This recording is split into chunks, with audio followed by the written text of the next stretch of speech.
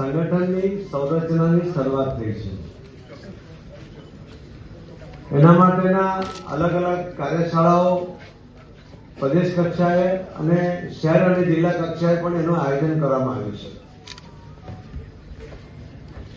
ભારતીય જનતા પાર્ટીના આજના આ કાર્યક્રમમાં આપણી વચ્ચે સંગઠન માટેના કાર્યક્રમમાં ઉપસ્થિત પૂર્વ કેન્દ્રીય કેબિનેટ મંત્રી, પૂર્વ પ્રદેશ અધ્યક્ષ અને હાલમાં રાજકોટના લોકપ્રિય સાંસદ આપણા સૌના વડીલ શ્રી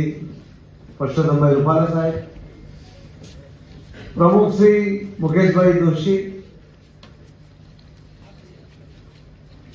શ્રી રાજ્યસભાના સાંસદ શ્રી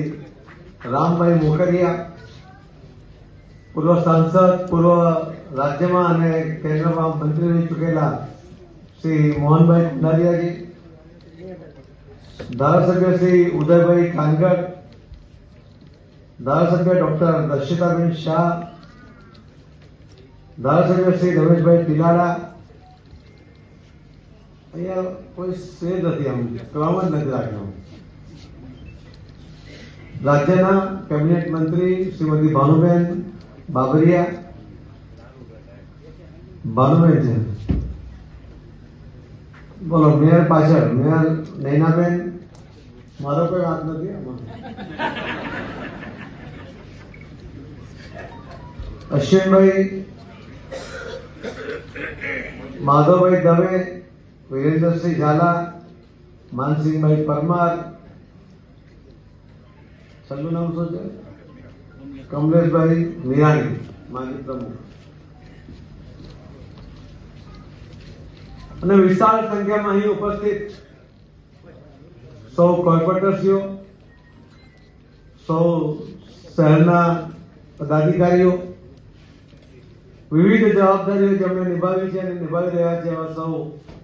આગેવાન કાર્યકર્તા ભાઈઓ અને બહેનો, આપ સૌને વંદન કરું છું, આપ સૌને પ્રણામ કરું છું।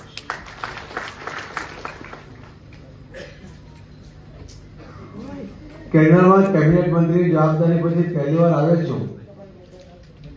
પણ આવ્યો છું પ્રદેશ પ્રમુખના હેસિયતથી જ આવ્યો છું, કે મંત્રીના પાછળ શિંગડા નથી ઉગતા,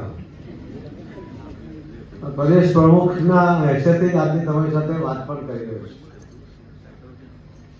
અમે જયારે દિલ્હીમાં આ મિટિંગ હતી સંગઠનની, તે વખતે મારી સાથે રત્નાકરજી હતા, કેસી પટેલ જે ગુજરાતના ઇન્ચાર્જ હતા, રજનીભાઈ પટેલ મહામંત્રી હતા, વિનોદભાઈ ચાવડા હતા। ત્યારે અમને આવો તો કે અમને પૂછશે કે ટાર્ગેટ ગુજરાતમાં કેટલું રહેશે,